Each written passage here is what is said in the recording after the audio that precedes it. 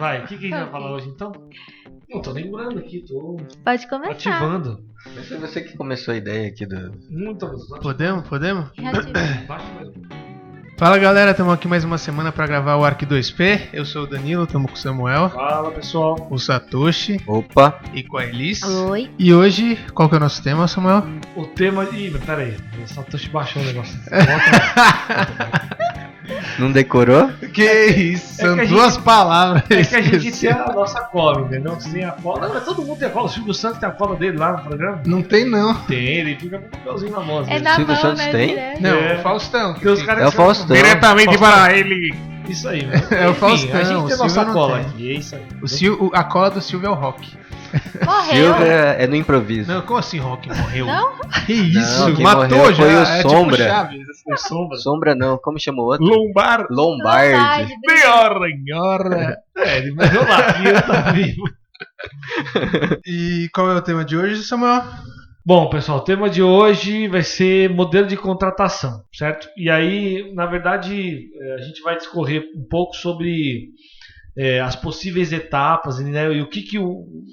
acho que seria até um pouco assim do que os serviços que o arquiteto O escopo, né? Os pode escopos. prestar. A gente tá pegando no geral, né? A gente vai pegar as coisas mais básicas e não...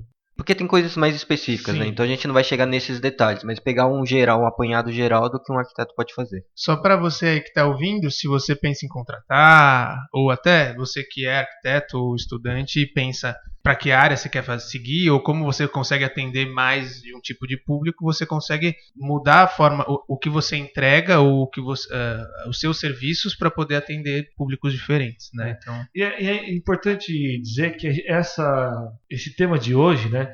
Ele é uma coisa assim mais como os serviços que os arquitetos vão prestar, independentemente da área específica de atuação dele. Então, por exemplo, a gente vai discorrer aqui sobre esse escopo. Esse é um escopo que serve para um paisagista, então ele vai poder lá oferecer para você o serviço 1, o 2, o 3, que a gente vai escorrer aqui, e da mesma maneira o decorador, a mesma coisa, ele tem esse escopo aqui 1, 2 e 3, é óbvio que de profissional para profissional isso varia, né? Alguns não oferecem o serviço 1, oferecem o serviço 3, mas de maneira geral, esse escopo, né, esses serviços aqui que a gente vai listar, eles são oferecidos pela maioria dos profissionais envolvidos com decoração, paisagismo, arquitetura de interiores e afins, né? E por que a gente escolheu esse tema? Na verdade, a gente acredita que isso são serviços, na verdade, muito comuns, né? Então as pessoas que estão aí no seu dia a dia querendo fazer uma reforma, querendo fazer alguma coisa, as primeiras dúvidas que elas têm para poder resolver esses problemas na vida real, né? Procurar um arquiteto vai passar por esses serviços aqui que a gente entende são os serviços básicos, assim, né? eu acho que mais do que isso, eu acho que são comuns e acho que muito claros pra gente que é da área, mas às vezes para quem não é da área e tem interesse ou pensa em contratar ou nem pensa em contratar é porque imagina que todos fazem só aquele trabalho completo de projeto executivo e obviamente que isso acaba saindo mais caro porque isso dá mais trabalho, toma mais tempo e tudo mais.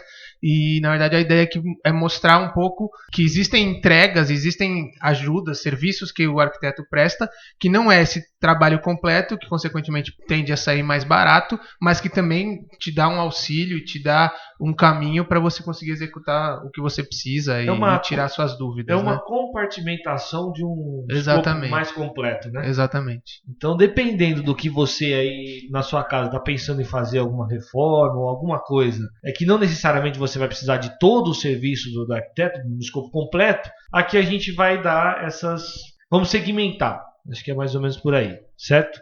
É uma forma de caber no bolso de mais pessoas, né, também. E essa compartimentação que a gente fez aqui, é claro, ela é baseada num como é que eu posso dizer, num padrão, né, de atendimento dos arquitetos, mas muito baseado também nas nossas experiências, né? Então a gente atende os nossos clientes, cada um na sua área, que são mais ou menos clientes mais ou menos do mesmo porte, eu digo, de tamanho, né? Então pessoa física, é uma reforma de um apartamento, eventualmente projeto de uma casa e tal.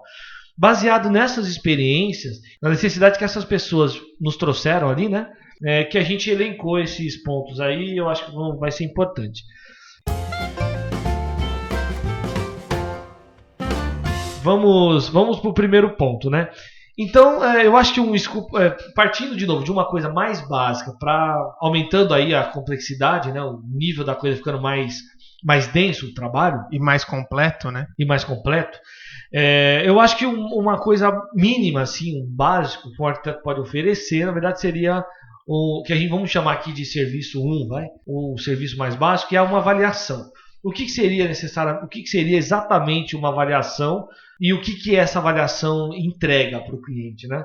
Isso acontece muito, por exemplo, em situações em que você precisa de uma espécie de um laudo, que você precisa de uma visão técnica do arquiteto, do profissional, e para poder aprovar alguma coisa, por exemplo, no seu condomínio, para poder aprovar alguma coisa, enfim, onde requer alguma aprovação, onde requer um olhar técnico desse profissional.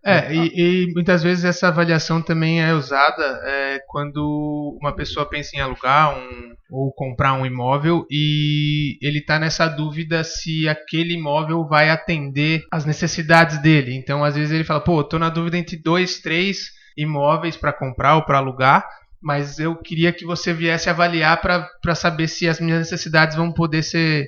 Obviamente, depois contratar um projeto de arquitetura, um projeto completo, executivo, mas essa avaliação muitas vezes é feita para ajudar o cliente a decidir qual imóvel escolher, por região, por área, por possibilidades de reforma, por idade do apartamento e tudo mais. Né? Possibilidade de uso ali, né? Exato. E isso, na verdade, eu até estava batendo na tecla da aprovação, mas você colocou muito bem.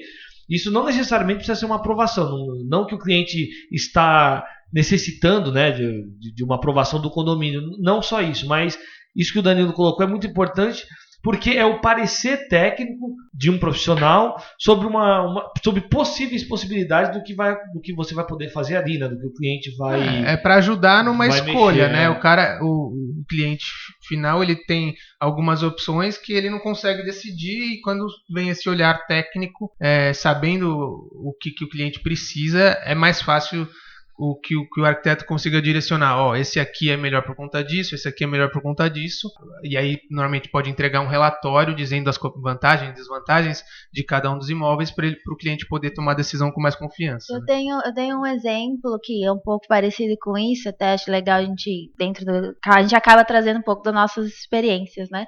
Aconteceu comigo de uma pessoa me pedir algo parecido com isso, porque ela ia comprar um container para fazer de casa. Então, hoje tem um mercado aí de containers, né, que você compra para aproveitar com esse fim, né? E esse mercado ele já oferece ali as adaptações, então faz acabamentos, tem hidráulica, a hidráulica, elétrica, faz as aberturas das janelas e tal. E aí a pessoa queria justamente esse auxílio de como pensar aonde vão estar as janelas, questão de onde vão estar as tomadas, as plumadas e tudo mais. Então, para mim foi uma novidade, mas foi muito interessante poder fazer, porque realmente aí a gente como profissional também está prestando esse tipo de serviço, né? De estar auxiliando de que melhor maneira que não é inicialmente a função de um container, mas que vai ser, que é bem interessante também, reaproveitado para esse fim. Então, foi um serviço, né, dessa forma que eu prestei e com, né, parecido com isso também de quando a pessoa vai alugar ou comprar fazer uma avaliação para deixar o cliente mais confiante na decisão dele, né? Acho que deixar ele mais pronto para essa decisão. Tem um outro exemplo legal também que eu tenho aqui, me vem na mente agora. A gente atendeu numa ocasião uma empresa, era uma empresa de pequeno porte, e eles estavam saindo de um lugar que eles estavam locando para um outro lugar, acho que tinha crescido ali um pouco a empresa e precisava de mais 4 posições, né? E onde eles estavam não era possível. Então o que eles fizeram? Eles nos contactaram para que a gente acompanhasse ele em 2 lugares específicos que eles já tinham meio que escolhido por conta do valor e da localização, mas que eles não tinham a confiança, exatamente como o Danilo falou, das possibilidades que poderiam ser feitas ali. Então acho que não chegou a ser uma consultoria, foi realmente uma avaliação, né? Então a gente gastou ali com eles 1 ou 2 horas, né, meia hora em cada lugar, foi o suficiente. Fomos lá, observamos tudo, falamos, aqui é possível fazer isso, isso e isso, as possibilidades são essas, e nesse aqui as possibilidades são essas. A partir daí eles tomaram a decisão de alugar um ou outro, eu não me lembro agora qual lugar, foi um lugar era na Paulista, outro era na Faria Lima. e acabaram alugando, e depois, em posterior, eles nos procuraram novamente para fazer o projeto no lugar que eles escolheram. Seguir o projeto, porque isso dependia de uma questão também da empresa aprovar o budget que eles iam investir, né? Mas esse primeiro momento, eles não foram no Google e deram lá um Google. Eles procuraram uma visão realmente do técnico. Não só a visão do corretor, que é o que está querendo, né, vender ou alugar, mas sim uma visão técnica. Querendo ou não, a gente entra no espaço e a gente consegue avaliar a questão, aqui você não consegue puxar uma estrutura de ar-condicionado, coisas que provavelmente eles não chegam a pensar nesse nível de detalhe, né? Então, aqui já tem ar-condicionado, isso é uma vantagem, aqui já tem uma estrutura, já tem onde você colocar as máquinas, coisas que às vezes, né, principalmente na área comercial, é mais difícil de ser pensado, são coisas um pouco mais complexas. E um detalhe, nessa ocasião específica, desse exemplo que eu dei, os lugares eram muito bons, os 2 lugares eram bons, edifícios bons e tal. Na avaliação você colocou, pode escolher qualquer um. Não, na verdade acabamos, na verdade, falando, a gente explicou, né, os positivos e os negativos dos 2 lugares, mas tinha um que efetivamente era muito exato o que eles precisavam. E o outro, apesar de parecer muito bonito, não era o caso. E, obviamente, eles acabaram escolhendo o que a gente indicou lá e tal. Que bom, né? Não, a gente foi pelo contrário que vocês falaram. Porque ficou claro, era do ponto de vista técnico, é o que faltava para eles. O valor tá igual, a localização é boa. Então, ficou nessa questão do olhar, né? Isso é uma prática bastante comum, na verdade, né? Quando uma empresa tem uma confiança em um arquiteto, e o arquiteto sabe como funciona a empresa, toda a funcionalidade e tal, quando ele vai buscar, estamos crescendo ou estamos diminuindo, né, agora na crise, ele vai buscar o arquiteto e falar, a gente precisa de um espaço menor ou um espaço maior, e aí ele vai te chamar para fazer uma avaliação de um espaço novo para ver se atende às necessidades do que ele precisa, né? Então isso é muito comum. Exatamente. E o mesmo, só para finalizar esse primeiro tópico, se aplica também a pessoas físicas, apartamentos, como o Danilo já frisou aí, e a própria Elis também, certo? Bom, esse seria o escopo básico, uma coisa mais uma avaliação inicial, para ajuda nas escolhas e decisões do cliente, né? Então, são coisas mais que tomam menos tempo, obviamente. Sim. São mais... E que geram produtos também menores, né? Exatamente. No máximo um relatório, enfim, o que for necessário nesse aspecto. Perfeito.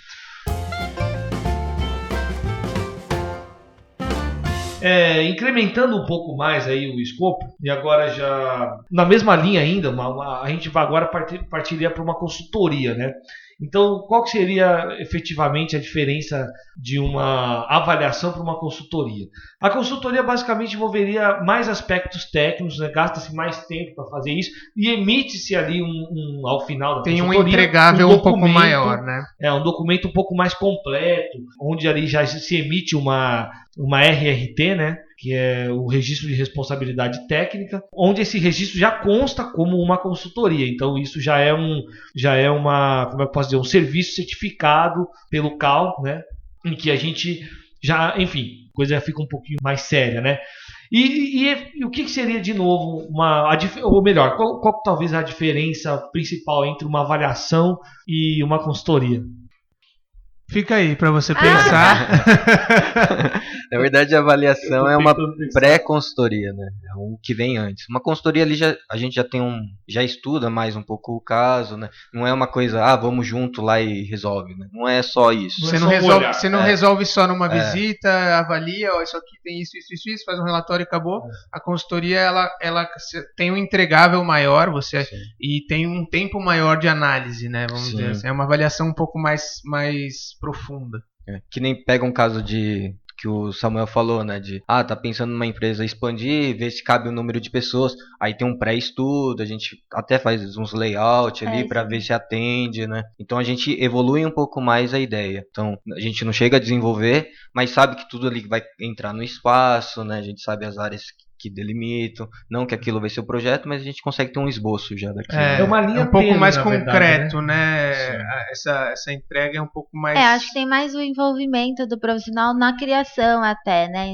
Na criação no sentido assim, dele já, né, que ele vai projetar, mas ele já vai pensar nas possíveis soluções dependendo de um caso, assim, né? Se for pegando dentro da minha área, no paisagismo, já entra mais nas soluções dos materiais que podem ser utilizados ali. Você tem um envolvimento maior do que só falar, não, acho que melhor assim e tal, que seria numa avaliação que você fala, como você deu o seu exemplo, ali é melhor por tal motivo imóvel do que aqui. Pronto, mas você não chegou a entrar no projeto, né? Pra falar, aqui vai caber 20 pessoas a mais, porque você não chegou a fazer um projeto e analisar mais profundamente como que poderia ser. Você consegue analisar que, isso aqui, pro que você está me pedindo, isso na avaliação, vai ser melhor, ponto. A consultoria, ela aprofunda um pouco, ela fala, vai ser melhor por conta disso.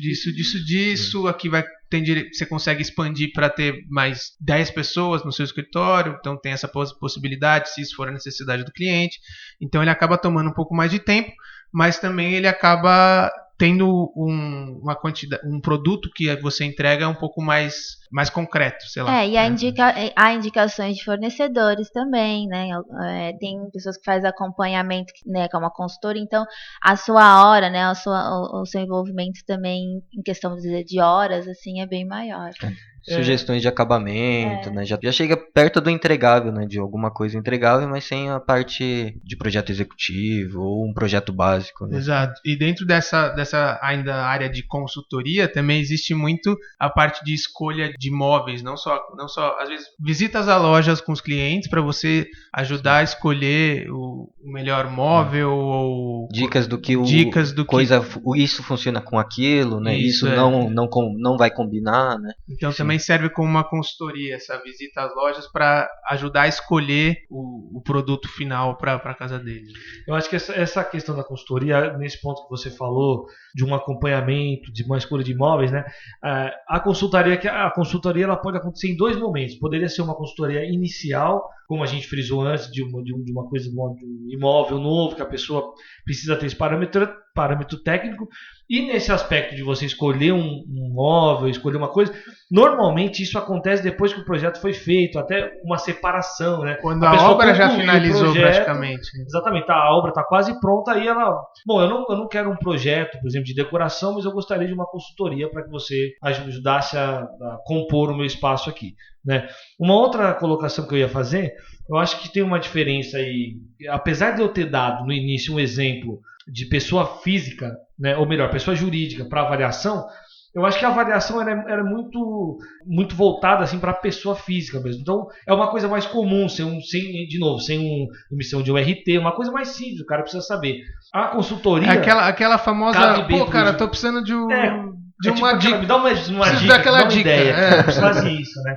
Já a pessoa jurídica, ela necessita de mais coisas. A evolução para a consultoria desse, me dá uma dica, é tipo, tô precisando de uma plantinha. Aí é a consultoria.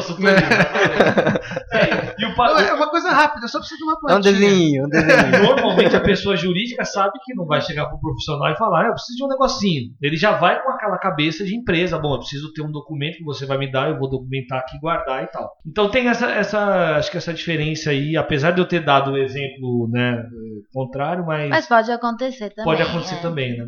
Acho que é comum. A consultoria, também dando um outro exemplo, já indo para projetos maiores, é muito comum a gente fazer estudos em terrenos, né, do que podia ser viabilizado naquele local, né? Então não chega a ser um estudo de viabilidade ou estudo básico ali, mas é o que potencial tem esse terreno.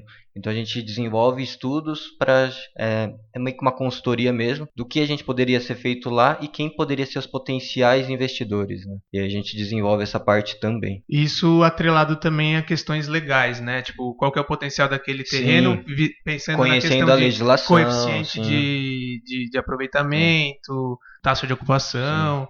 Então, atrelado a isso também, né? Uma consultoria falando, aqui você pode construir até tantos andares, considerar uma área de ocupação de tal e tal. Sim. É uma consultoria que não é barato, mas se pensar no valor de projeto de estudo de viabilidade, projeto básico, ele é um valor meio que insignificante comparado a eles, né? Mas é um primeiro passo que é necessário para saber se vale a pena investir ou não num projeto para aquele terreno, né? Seguindo então da consultoria, como a gente falou, né, tem a emissão da R. Aqui, a partir daqui já começa a emissão de documentos oficiais obrigatórios, né, pelo CAL. né, que são as RRTs, lembrando aí.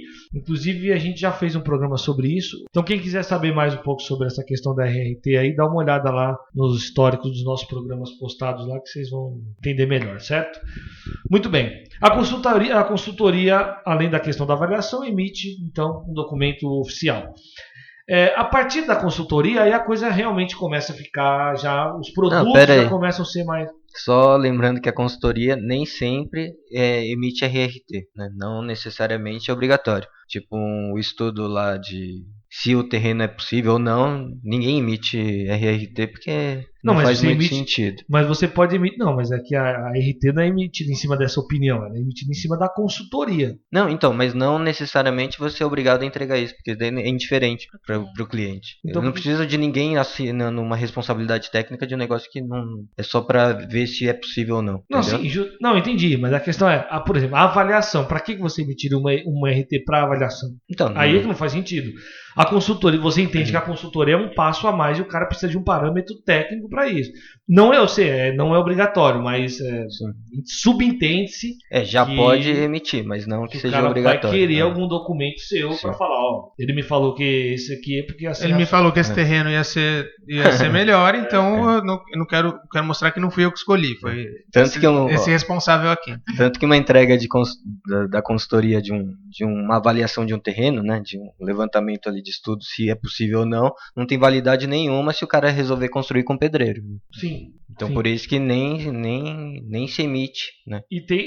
Claro, e a gente agora seguindo para o próximo tópico, esse sim exige uma obrigatoriedade, né? Acho que a grande diferença é essa. O primeiro não é obrigatório, faz sentido, mas pode fazer, mas não é obrigatório. É facultativo, vamos dizer assim, e o terceiro, aonde a gente vai entrar agora, esse você não pode solicitar, ou melhor, você não pode não, você pode, quando você solicita esse serviço para o seu profissional, ele necessariamente, obrigatoriamente, tem que emitir para você esse documento, a RRT, sobre o que ele vai estar fazendo ali.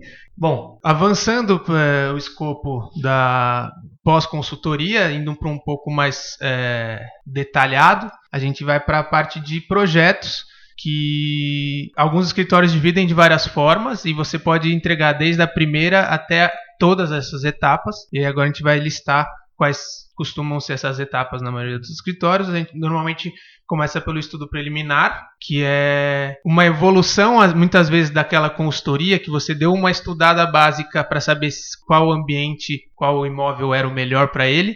Esse estudo preliminar ele já vai ser um pouco mais detalhado, com medidas de imóveis um pouco mais... Medidas às vezes nem sempre, mas com possibilidades e funcionalidades um pouco mais concretas, e normalmente acaba tendo mais de uma opção, justamente para você mostrar as possibilidades do imóvel ali para o cliente. Aqui já entra a parte de programa de necessidades, né? Já entra o briefing, né? Se tem algum conceito já, se for empresa, já definido. Então já é um passo já evoluído, tipo, já sei o que eu vou fazer e a partir daqui é o que vai ser de fato, né? Exato. Antes é só para ver se cabe ou não. É mais estimativo, né? A consultoria é um pouco mais estimado, você inclusive gasta menos tempo fazendo esse estudo. O estudo preliminar é uma evolução com coisas um pouco mais detalhadas de quais são as possibilidades naquele ambiente. Então, se você vai um imóvel residencial, se tem 3 quartos, você pode mostrar uma opção tirando um quarto para a sala ficar maior, mas ao mesmo tempo você pode mostrar outra opção mantendo os 3 quartos com a sala menor e como que isso ficaria. Então já é um pouco mais detalhado mostrando essas possibilidades, né? E somado ao fato de trazer também aquilo que o cliente está almejando, tanto de gostos, desejos, sonhos, né? Isso já... Aqui já passou a fase da cartilha. Qual fase? Da cartilha. É verdade, né? Da cartilha. Muito bem. Bom, se a gente até pegar um cliente fictício aqui, até para ajudar a gente a exemplificar melhor isso, esse cliente, uma pessoa física que está procurando um Quando você falou um cliente fictício, na hora eu já pensei, ele lembrou de um cliente dele agora, ele tá querendo dar uma cutucada nesse cliente. É fictício. Que ele comeu um pedaço das etapas. Não, mas não, é verdade. Verdade não. É fictício. É mera coincidência. Qualquer não é você que está ouvindo. Qualquer semelhança com a realidade é mera coincidência. Bom, iniciou lá o seu processo e estão procurando uma casa, teve lá uma avaliação, encontrou o imóvel que ele queria, fizeram lá para ele uma consultoria baseada nas possibilidades, uma coisa um pouco mais profunda, ele gostou, chegou na parte de projetos, que é onde a gente está falando agora. Então esses projetos a gente subdividiu aqui em 4 blocos, vamos dizer assim, subdividiu em 4 partes, e em que a inicial seria o estudo preliminar, onde acho que as ideias... Aqui a gente vai entrar um pouco nos conceitos do projeto de arquitetura, o que seria isso, né, o significado deles e tal, mas eu acho que não tem como fugir disso. Bom, a gente tem o estudo preliminar, e aí que é a primeira ideia, a ideia básica, onde a gente vai trazer da ideia vai tirar da cabeça do cliente o que ele está pensando, o que ele está querendo, e colocar ali no papel, e a partir dali começar a expandir essas possibilidades. Essa etapa é muito construído junto com o próprio cliente, né? É ali onde a gente extrai o máximo de informação que ele quer passar, né? E o que a gente consegue desenvolver junto com ele. Aí a partir dali a gente já começa a ter algumas definições, entender muito que o gosto, né? Mais questão de gosto, o que ele quer, a funcionalidade. E aí a gente começa a evoluir para o estudo preliminar, que é a primeira entrega ali junto com o que foi construído junto com ele, né? Exato. Só esse estudo preliminar normalmente, sei lá, eu considero como um dos mais importantes, porque é nele que vão ter, é quase que o brainstorm do projeto, Sim. né? É onde você vai pensar nas possibilidades gerais, meio que não sem um filtro, porque o filtro é o briefing, é o programa de necessidades que o cliente te passa, mas vendo muito mais possibilidades. E aí, a partir dali, vai afunilando para você chegar num projeto final, um projeto completo ali, cada vez mais com a cara desse cliente.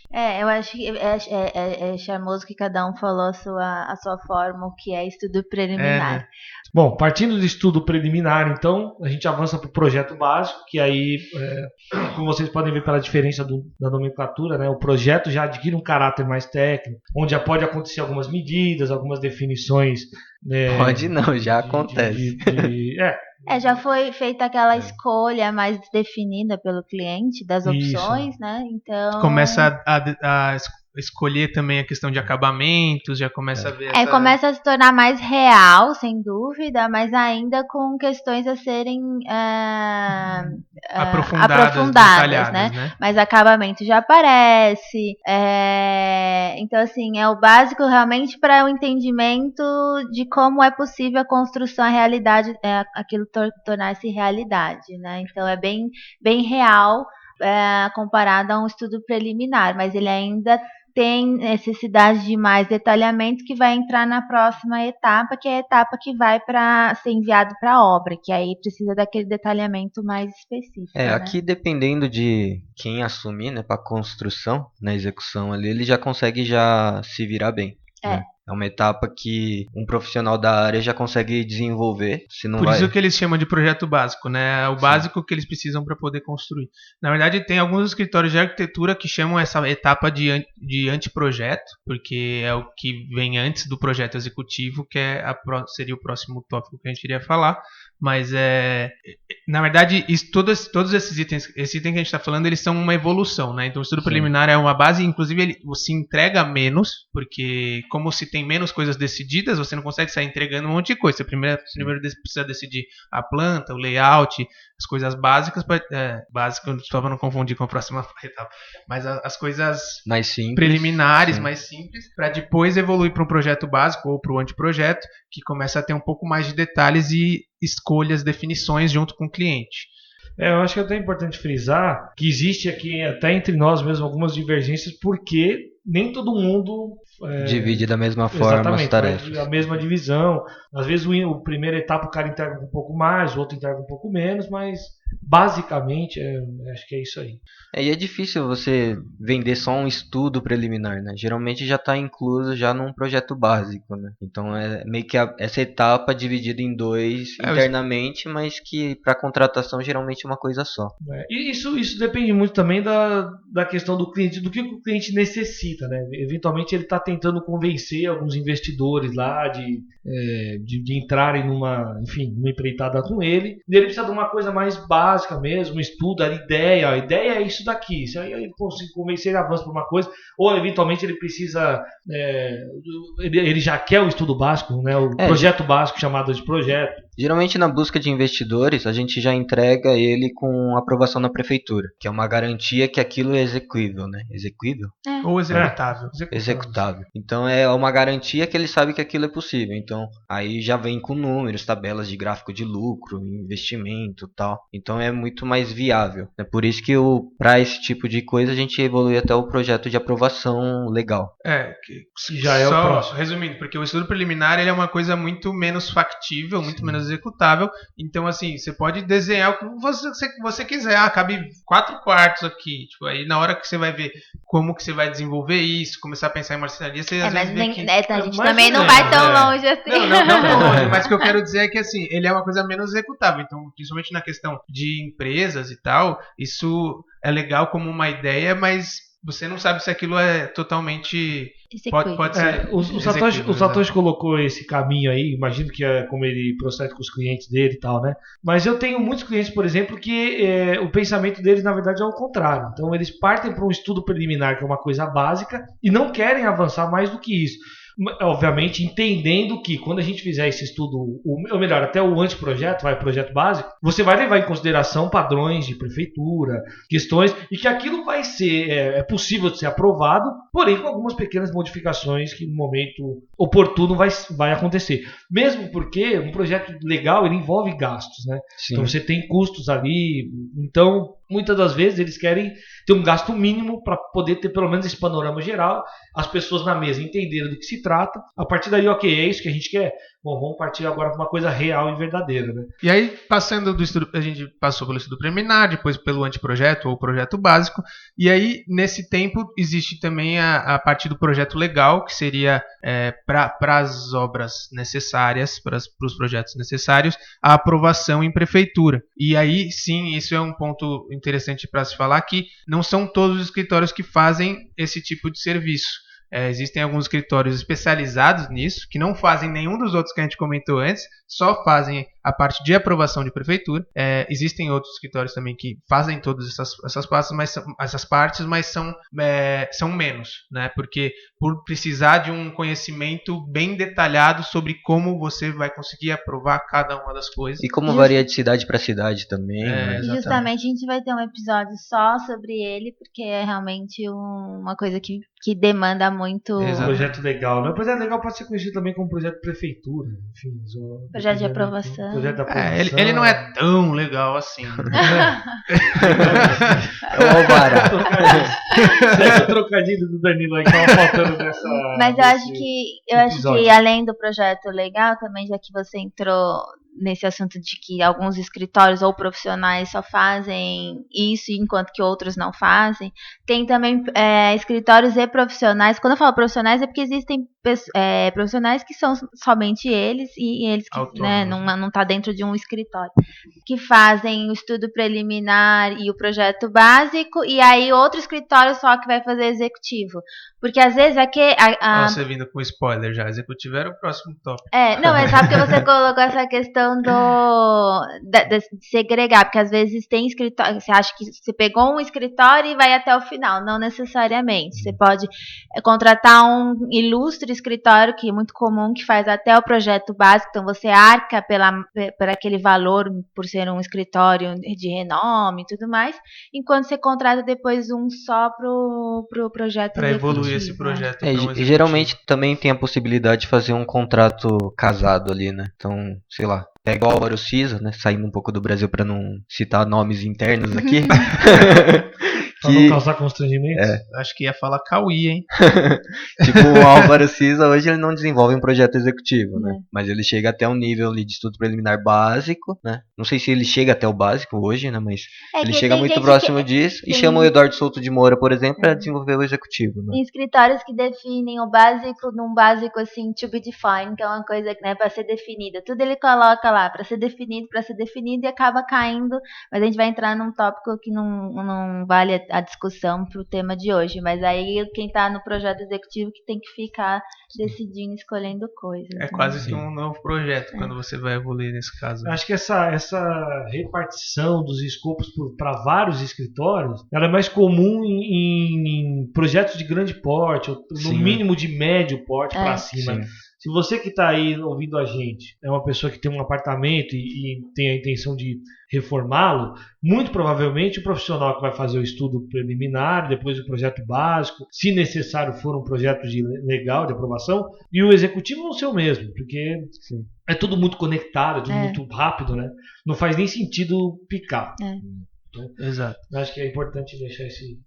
E aí, evoluindo do projeto legal ou do projeto de prefeitura, vem o projeto executivo que o próprio nome a gente já comentou, mas de novo, a evolução desse anteprojeto ou desse projeto básico para você poder passar isso para qualquer pessoa conseguir realmente executar. Então tem níveis de detalhamento que faz com que, teoricamente, você que projetou não precise estar na obra para que aquilo seja executado, porque você colocou tudo que você pensou ali em desenho para ele poder ser feito conforme foi pensado. Então, só uma coisa importante de frisar, não dá, como essas etapas são evolutivas, tipo, você vai aumentando o nível de detalhamento, você consegue contratar só um estudo preliminar, mas você não consegue contratar só um executivo. A não ser que você já tenha o básico na mão e entregue pro cara. Exatamente. Não, você já teve você não consegue falar, eu queria só o último. Não, você não consegue chegar no último sem ter feito as etapas anteriores, né? Eles são evolutivos.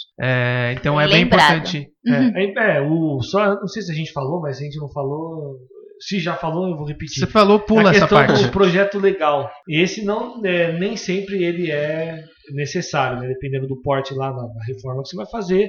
Basta uma comunicação no condomínio, é o suficiente. Não precisa fazer uma aprovação em prefeitura e tal. Essa etapa poderia ser, eu lembrei isso por conta de pular e tal. Sim. Essa etapa poderia ser suprimida. Aliás, só uma coisa que eu acho que a gente esqueceu de anotar e poderia ter falado antes ali do projeto do estudo preliminar, que seria a parte de levantamento.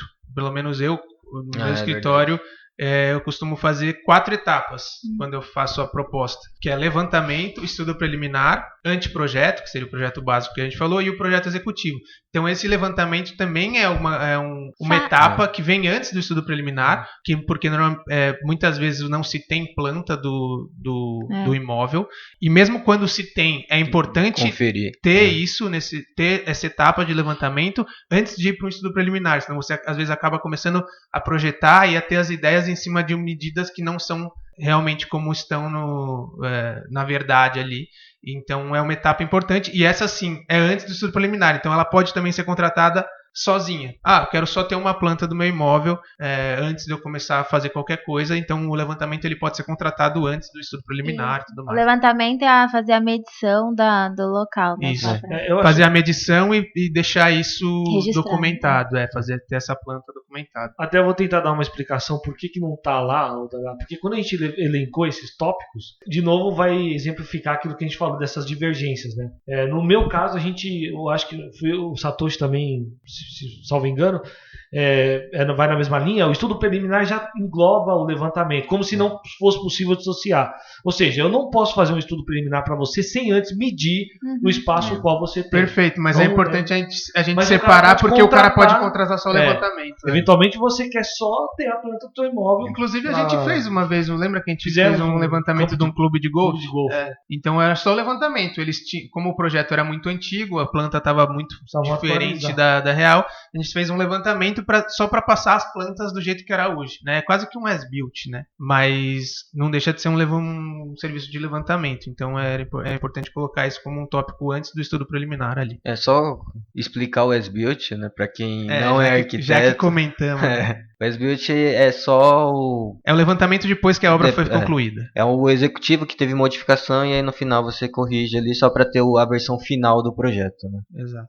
Levantamento antes de tudo começar. As-built é depois que tudo terminou. Depois de tudo terminou para você ter aquilo documentado como ficou. Né? Geralmente essas casas que trabalham com eventos, essas coisas, geralmente pede esse tipo de serviço para estar sempre se atualizando para entregar para os fornecedores para fazer decoração. Até para depois a aprovação mais detalhada ali de brigada de incêndio e tal, também precisa dele exatamente como está, desse as-built. Alguns clientes, pessoa física, né, uma reforma do apartamento, dificilmente eles pedem um as-built. Mas alguns pedem porque ele gostaria de ter, por exemplo, a última versão do que montar um quadro na sala ali, né? Para não correr o risco eventualmente de furar uma parede lá que tem um cano que teve que ser ocultado ali de uma maneira menos convencional, vamos dizer assim, né? Mas é mais raro, né? É mais espaço de empresas e eventos. tal. Assim. Eu acho que nem empresa tem muito, né? Mas espaço de evento que precisa da planta para fornecer para os fornecedores, né? Exatamente. Mas é que é uma forma, é um documento, né? A gente nunca pode esquecer que tudo isso são documentos. Então é uma forma de ter documentado, porque no futuro, se precisar fazer uma reforma, qualquer coisa. Talvez você consiga pular a parte de levantamento do próximo arquiteto. E aí Porque você já tem o as-built de conta. Mas o É que no arquiteto final nunca acaba confia. mudando tudo. O arquiteto nunca confia no que vem, então ele sempre vai conferir, né? Não tem E jeito. aí você que está ouvindo a gente aí deve estar pensando agora, poxa, mas o projeto executivo não é o que vai executar, não é o projeto último? Invariavelmente o projeto executivo sofre modificações durante o processo, inclusive, né? Então, controla um pilar, uma aprumada que não deu para mudar, teve que mudar a solução e o desenho mudou. Ou acabou dinheiro no meio do caminho, teve que mudar Teve que mudar a soluções. solução. Então, nessas modificações, eventualmente é uma coisa pequena ou pode ser uma coisa substancial, né? Se você não tivesse documentado, um abraço depois. Mas Ou seja, sim, muitas vezes é importante esse as-built, porque por mais que tenha um projeto executivo super detalhado, quando isso vai para a obra, isso acaba sofrendo pequenas ou até grandes alterações por um monte de ocasiões. Vale lembrar que não são todos que fornecem isso, então quando você estiver procurando lá o seu arquiteto profissional, você dá uma olhadinha no contratinho dele lá, ou pergunta se ele oferece isso ou não, porque não é uma obrigatoriedade, né? Isso é uma...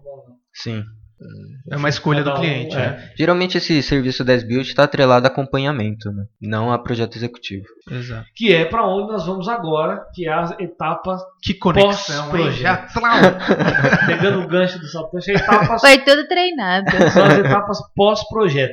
Quer dizer, eu digo, a gente diz pós-projeto até só para ficar mais claro, assim, mas em muitos casos junto, né? O projeto está acontecendo uma parte dele, o finalzinho ali, junto com a obra e tal, né? Ou essas mudanças de projeto estão acontecendo enquanto a obra acontece.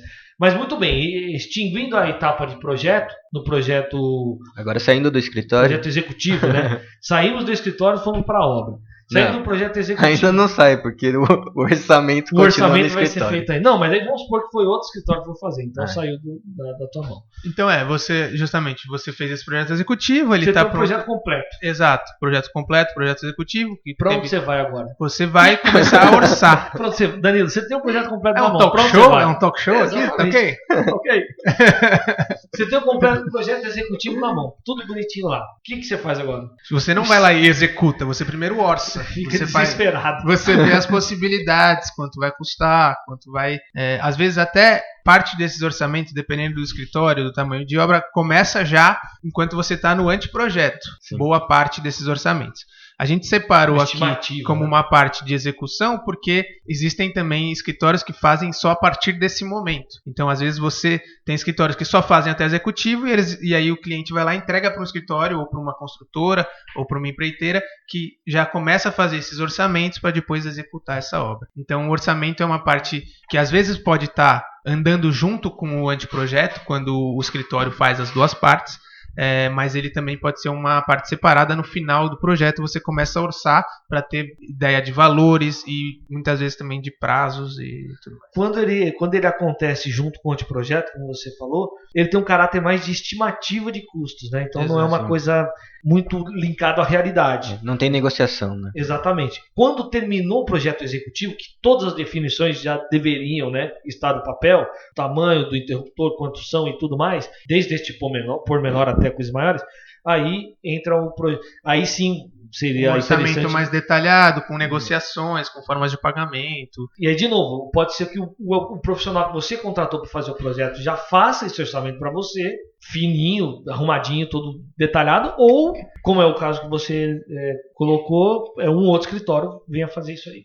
E só colocando nesse caso que o orçamento ele começa como estimativa junto com o projeto, o anteprojeto, ele às vezes, dependendo do tipo de obra, ele é interessante porque às vezes ele acaba já fazendo você mudar parte do projeto por conta dessas estimativas. Então, às vezes é interessante eles andarem alinhados ali, porque você está fazendo o projeto básico. Imagina, você entrega todo o projeto executivo, está perfeito, com aqueles acabamentos, com tudo, quando você vai fazer o orçamento, não consigo bancar.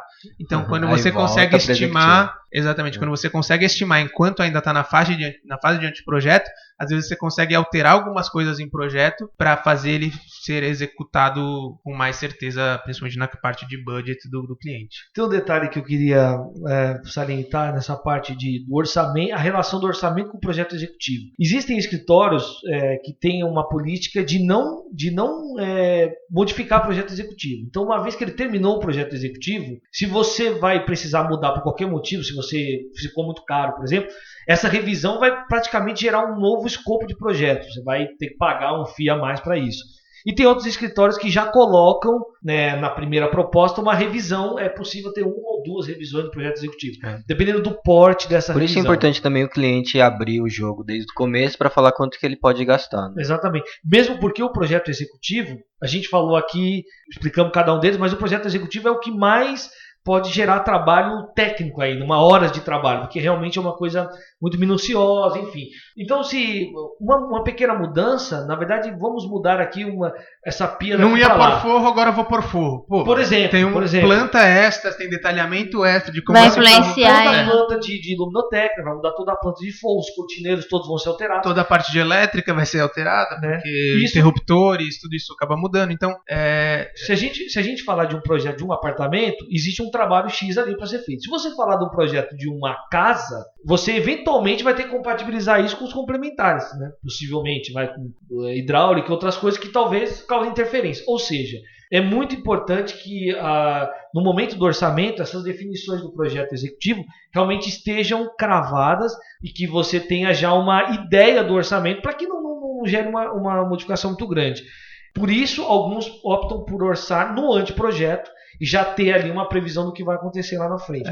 Para depois não ter que... eu acho que esse orçamento mais posterior, no caso do executivo, é quando são obras grandes, né, de escala, que aí tem as licitações e tal. O erro a margem de erro gira em torno de milhares de reais, né? Então se você vai construir um prédio, você faz um orçamento no anteprojeto, faz outro orçamento depois com o executivo, pode dar uma diferença de 50 mil, 100 mil reais, sei lá, dependendo do porte da coisa.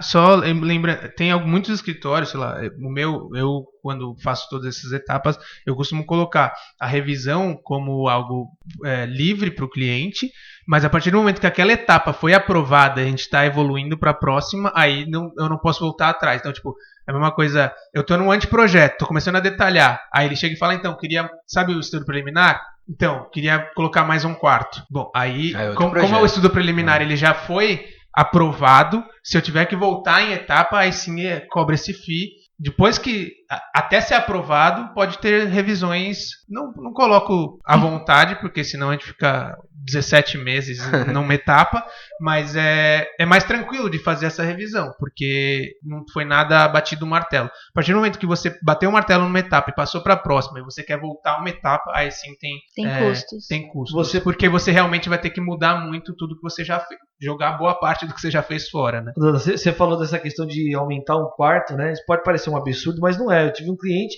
a gente estava na primeira etapa, no preliminar, evoluímos e a casa tinha 3 quartos. E a gente não sabia disso, mas a esposa dele estava na expectativa de estar grávida, mas aí não tinha certeza. Quando a gente chegou no anteprojeto, ele nos deu a notícia. A gente fez um estudo, eles nos deu a notícia. A gente vai precisar de um quarto a mais porque a minha esposa está grávida. Ou seja... Aí você falou, coloca uma beliche, tá tudo certo. Relaxa que até os 7 anos cabe aqui, ó. Cabe nesse cantinho aqui. Mas enfim, para quem sabe o que é o projeto de uma casa, e era um terreno super complexo e tal, mudou muita coisa, né? Praticamente um projeto novo. Mas ele tinha lá as revisões dele ainda e deu para fazer, claro. Beleza, então ainda na parte de execução, você tem a parte de orçamento, que seria colocar os custos daquele projeto executivo que foi entregue. E aí você tem também a parte de gerenciamento ou acompanhamento de obra. São coisas, eu considero coisas diferentes, aí vocês me falam como que é a experiência de vocês, mas o gerenciamento, ele é para quando são normalmente, dependendo do tamanho do escritório e também do tamanho da obra, o gerenciamento é o mesmo escritório que fez todo o projeto executar aquela obra com equipes... coordenar equipes as equipes. Então, complementares. Combinar, a parte de pedreiro vai entrar em tal época, aí você já faz a parte do orçamento das pedras, para as pedras entrar em tal época, o cara do forro vai entrar em tal momento. Então você gerencia todas as etapas de obra direto com os fornecedores. A parte de acompanhamento é um serviço um pouco menor. É muito mais assim, você contrata a empresa para fazer e gerenciar a obra, e o acompanhamento é, eu como uma espécie de fiscal, fazer visitas em obra, para verificar se todo o projeto executivo que eu te entregue como arquiteto está sendo executado do jeito que está, e se tiver imprevistos, eu estar na obra para conseguir decidir da melhor forma para ficar mais parecido com o projeto inicial. Então esse é o acompanhamento, uma fiscalização, uma vistoria, uma visita em obra para ver se está tudo sendo executado do jeito que foi projetado, mas você não liga para fornecedor, você não liga para saber qual que está em obra, qual que não está, quem que tem que ir amanhã, quem que não tem.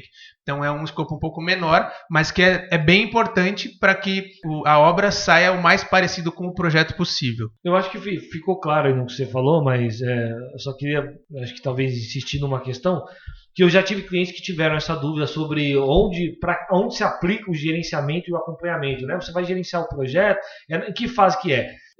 Efetivamente o gerenciamento e o acompanhamento se aplicam para a obra. Então não faz isso não faz sentido na época de projeto. Isso na verdade, isso execução de obras. Também depende do porte do projeto, né? Quando a gente vai para um gerenciamento de um porte de projeto grande, ele já inicia lá no começo, no básico. Já começa a gerenciar. Porque é onde ele tem que gerenciar pessoal de hidráulica, elétrica, faz a estrutura. compatibilização, que é o que a gente já meio que jogou essa palavra, que quer dizer o quê? O profissional de arquitetura, ele é responsável por receber os projetos dos complementares do projeto, que é o quê? Hidráulica, elétrica, que geralmente os engenheiros, estrutura, né? Então, os engenheiros mandam esses projetos, o profissional de arquitetura, ele compatibiliza para ver se está tudo ok, se não tem uma coisa em cima da outra, dando um exemplo bem simples. Então, isso faz parte do gerenciamento também. Então, e aí, esse gerenciamento que a gente está falando e acompanhamento, né, trazendo para uma escala menor, ele se aplica à obra. Então é quando começou a reforma, começou a obra, né, do seu apartamento, por exemplo, aí esse arquiteto vai te dar ou não essa possibilidade dele gerenciar, e aí cabe o que o Danilo falou, a diferença entre um e outro. Gerenciar ou acompanhar, né? Na verdade, o gerenciamento... Ou os dois, né? Dentro do gerenciamento tem o acompanhamento. Pode ter o acompanhamento. Normalmente tem, porque para você gerenciar, você acaba já tendo essas visitas e essas possíveis alterações, você já está na obra fazendo. Mas qualquer problema que tem, se o gerenciamento não é feito pelo arquiteto autor, ele tem que ligar para o autor e avisar, notificar ideal, né? as questões. De se melhorar esses imprevistos. Até né? porque é uma defesa para a própria empresa que está fazendo gerenciamento. Né? Porque se o arquiteto autor ali vê que está diferente do que ele fez, ele pode processar por estar mudando um projeto dele, né? Sim, exatamente. Dentro do gerenciamento, como o Danilo já falou, na verdade o acompanhamento é como se fosse um braço do gerenciamento, né? O acompanhamento está dentro do gerenciamento. E o gerenciamento ele pode ser, dependendo de ser uma coisa mais abrangente ou menos, ele pode cuidar da parte financeira, toda da obra, de pagamento, né? Sim. Como você falou, de entrada de terceiros, de fornecedores e cumprimento de prazo. É o cara que tira a dor de cabeça do cliente. Exatamente. Aquele cara falou, ele só reporta para o cliente. Só paga aqui as notas que eu vou te mandar e o resto deixa na minha mão. Às vezes até não, né? Às vezes faz até o pré-pago, né? Ele deixa um valor para um gerenciamento e ele vai fazendo o que tem que fazer e vai mostrando as notas e tal, né? Esse é o gerente, e o acompanhamento seria uma coisa mais simples, né? E notifica em caso, dependendo se for ou não. Se houver alguma... no caso de acompanhamento, muitas vezes, quando eu faço o acompanhamento, eu faço relatórios também, com fotos e etapas da obra, justamente para deixar claro, no dia que eu visitei, estava assim, assado, foi decidido isso, a gente alterou isso, tirar foto de como ficou, de como vai ficar. Que isso pode acontecer de desmembrar quando geralmente a construtora que está fazendo o gerenciamento, e aí o arquiteto faz esse acompanhamento e faz o que o Danilo comentou, faz os relatórios e vai repassando, é um outro olho ali para essa obra. Né? Isso acontece muito quando, para obras menores, reformas de apartamento e tal, você faz o projeto executivo até o final e o cara fala, não, eu tenho um cara de confiança que executa. Aí você fala, tá bom, não gerencio, mas eu faço esse serviço de acompanhamento justamente para, caso tenha algum imprevisto, o cara que estiver gerenciando, ele não ter que tomar a decisão sozinho. Como eu fiz o estudo preliminar, eu sei o conceito de tudo, provavelmente eu tendo a chegar numa solução melhor, mais perto do original. Então é importante por conta disso. E eu queria fazer uma pontuação sobre a importância desses processos todos que a gente falou. Obviamente, se a gente elencou aqui, a gente entende que eles são relevantes. Mas até mais do que isso, eu queria falar sobre essa questão específica do acompanhamento ou gerenciamento, que muitas pessoas evidentemente podem abrir mão disso por algum motivo. Eu vou economizar, eu vou conseguir ver a obra, eu fico perto e tal. Cara, legal, se você tem um certo conhecimento sobre construção civil, eu não estou aqui menosprezando isso. Mas assim, é importantíssimo e fundamental, de preferência, se você puder, que o arquiteto que fez o projeto esteja lá, porque o olhar dele é muito clínico, né? É preciso. E ele tem o conhecimento, o domínio de tudo aquilo de uma maneira como nenhum outro profissional vai ter. Então, se você puder ter sempre a pessoa lá que projetou acompanhando, e obviamente se ele oferecer esse produto, esse serviço, né? Ou gerenciando, é muito melhor para a sua obra. Você vai evitar desperdício, você vai evitar retrabalho, você vai evitar dor de cabeça de uma maneira geral. Claro, vão acontecer coisas lá, mas isso é uma coisa importante. Não subestime esse serviço. Não olhe ele, eu consigo tomar conta. Às vezes você pode cair aí num caminho sem volta que vai te causar complicações. Mesmo você tendo um projeto de arquitetura. Bem lembrado. Bem colocado.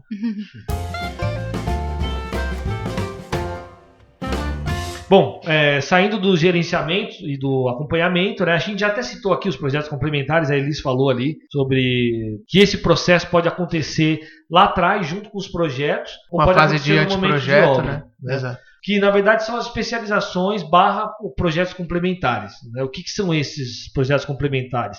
São pessoas, são terceiros, outros profissionais que têm serviços específicos que agregam ou são necessários ali na execução da sua reforma. Por exemplo, dependendo do porte, você vai precisar de um projeto específico de hidráulica, um projeto específico de elétrica. Então, vai vir um projeto produzido por um profissional fora de um escritório, né, que só faz isso especificamente. Ele vai trazer esse projeto para dentro do escritório ou para a obra, onde está acontecendo, e você vai ter que compatibilizar aquilo ali, transformar aquilo na realidade da tua obra. É claro, a gente já até comentou aqui que no momento da obra, no andar da obra, existem modificações. Você modificou porque você está ali vendo, se você está conhecendo o projeto de arquitetura. Como é que a gente faz com esse cara que não está ali todo dia? Ele mandou um projeto. Então vai ter que haver essa compatibilização, essa adaptação. Eu falei aqui elétrica, hidráulica, até o projeto de ar-condicionado, existem empresas que fazem específico, luminotécnica, existem específicos, o projeto de paisagismo, acústica específico, acústica, enfim, a gente poderia falar N especializações complementares. Especializações, Mas é importante dar uma atenção especial para essa ligação aí entre o cara que está fora da obra, o terceiro, né?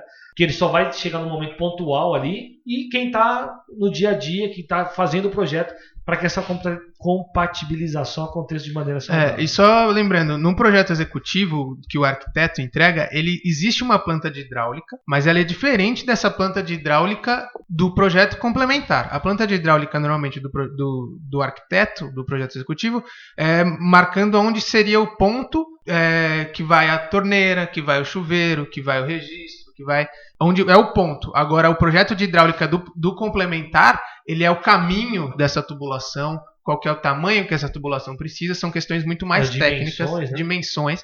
E a questão de elétrica também. No projeto de elétrica do arquiteto, ele tem os pontos onde vai estar o interruptor, onde vai estar a tomada, se a tomada é 110, 220, se é alta, se é baixa, mas o projeto complementar de elétrica, ele vai fazer a carga dessa elétrica. Então ele tem que saber qual que vai ser o disjuntor, para saber qual que é a carga de elétrica que vai passar, quanta voltagem, amperagem, coisas muito mais técnicas, para que aquele projeto de elétrica que o arquiteto desenhou seja executado. Então, são projetos de elétrica, são chamados de projetos de elétrica, mas um é muito mais atrelado ao projeto de arquitetura e o outro é um complementar para que aquilo possa ser executado. Totalmente técnico, né? Exatamente. Eu ia até puxar o gancho, por exemplo, a Elis pode falar com mais propriedade da questão de um projeto, por exemplo, paisagístico, né? Então a gente está projetando uma casa lá e o arquiteto que projetou o edifício, por exemplo, delimitou uma área do jardim, do terreno, que ele gostaria que fosse feito um projeto paisagístico específico, e ele foi lá e contratou um profissional.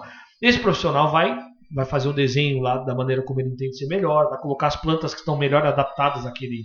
Exato. É mais ou menos na linha da hidráulica elétrica. Então, o arquiteto ele vai estipular ali a localização onde ele imagina, onde vai estar onde pode ser feito esse projeto aí do paisagismo, e aí o arquiteto paisagista ele vai entrar, ou como o Cal gosta de chamar de arquiteto da paisagem. Arquiteto da paisagem. Ele entra com as técnicas, tanto em relação às plantas, como o plantio, aí ele também tem complementar de irrigação quando é o caso, né? Então entra na mesma, parecido com os outros. Eu peguei esse exemplo exatamente porque ele influencia até mais de um complementar, né? Por exemplo, vai ter o profissional de arquitetura que vai ter que compatibilizar o projeto do paisagismo com a planta de arquitetura, enfim, vai ter que ter um desenho único, e vai ter que entrar, por exemplo, um projeto de hidráulica específico. Eu vou ter que ter um elétrica também, aqui, porque quando tem iluminação. Ponto de elétrica para resolver pontos de iluminação no jardim, enfim. Você vê que um desenho, né, um projeto específico demanda ali um exercício de outros profissionais disso tudo. Se não tiver compatibilizado, se não tiver todo mundo conversando a mesma língua e na mesma página, a chance de dar problema é enorme. Uhum. E muitas vezes o cliente tende a, até nessa parte de paisagismo, né, de chegar e falar, não, o arquiteto pensou, tal, beleza. Aí quando ele vai falar, não, eu vou morar, daqui 6 meses eu vou lá e vou fazer o paisagismo, porque eu fiquei sem grana. Beleza, aí o cara vai lá, faz todo o paisagismo, e aí só que não tem ponto de iluminação nenhum naquele jardim, porque o arquiteto estava esperando esse projeto complementar para poder pensar isso, só que como não teve durante a obra, acabou não acontecendo a execução desse ponto. Então, às vezes, é importante pensar nisso enquanto está em obra. Até muitas vezes, por exemplo, alguns projetos que eu já fiz, que eu sabia que no final não ia dar tempo de fazer o projeto de paisagismo especificamente, mas eu já sabia, então vai ser interessante, pelo menos eu vou deixar um ponto solto aqui, e quando terminou a obra tinha ali um ponto, um conduíte ali saindo, o rabicho, justamente prevendo uma iluminação naquele jardim que depois ia ser feito pelos clientes, né? Então, nisso é importante o arquiteto também estar junto com o cliente para saber, não, tudo bem, você não vai conseguir contratar um projeto complementar de paisagismo, não tem problema, eu vou tentar prever algumas coisas aqui. E pode entrar a consultoria nesse caso, a gente Exato. pode fazer isso, a gente faz isso também. Então aí a consultoria, porque ele quer ter esse jardim, não é o momento, né, de fazer por questões financeiras, mas aí o paisagista ele pode entrar com uma consultoria, então já fica pré-estipulado algumas coisas que aí quando ele realmente resolver não está tão perdido. Tão fora, né? Muito bem. Bom, isso daí encerra a questão de execução e encerra, na verdade, todos os nossos tópicos aqui relacionados ao escopo de um profissional. Aos modelos de contratação. Então, lembrando que eles são evolutivos, obviamente, você não pode chegar... Você até pode contratar a parte de execução separada da parte de projetos que a gente falou, mas a parte de projeto, uma depende da outra, você não pode chegar e contratar direto a final. Mas são modelos de contratação. Qualquer ideia da gente passar isso é que existem sim escopos para cada tipo de cliente. Se o cliente está com menos grana para agora, mas ele sabe que ele precisa dessa ajuda, ele consegue isso na avaliação, na consultoria. Saibam que sim, a gente consegue ajudar vocês de várias formas, não é só aquele projeto que dura 3 meses, que vai custar 5 mil, 10 mil, 20 mil reais, dependendo do seu projeto. A gente consegue sim te ajudar, obviamente que vai diminuir o escopo da nossa entrega, mas pode ser um empurrãozinho, uma ajuda para te direcionar no seu projeto aí, no que você quer fazer, tá? Então a gente... É importante ter o arquiteto, independente dessas fases aí, para poder fazer você caminhar, em vez de você sair correndo fazendo tudo sozinho. Você tende a gastar muito mais do que você gastaria se você contratasse um arquiteto desde o princípio. A gente recebe muito cliente aqui que, na verdade, tem esse receio, né? Putz, eu não queria gastar o projeto inteiro e eu não sei se eu vou conseguir fazer, pode ser que fique muito caro e tal. Então a gente segmenta as etapas, né? Então, bom, faz um estudo inicial, aqui vai custar uma pequena parte do que custaria um projeto todo, e aí daí pra frente você vai... E aí você fala, não, legal, gostei do projeto, mostrei isso pro pedreiro de confiança, não sei o que, com isso ele consegue executar, tudo bem, eu já consegui te ajudar, era melhor do que se você tivesse ido direto pro pedreiro e só falado o que você me falou. Então, saber que existe cliente para cada um desses serviços, então se entenda em qual posição você pode estar, para você saber qual que é o melhor para você contratar. Só lembrando também que não é todo arquiteto que faz todos os serviços, né? Então vale conversar com o arquiteto, né?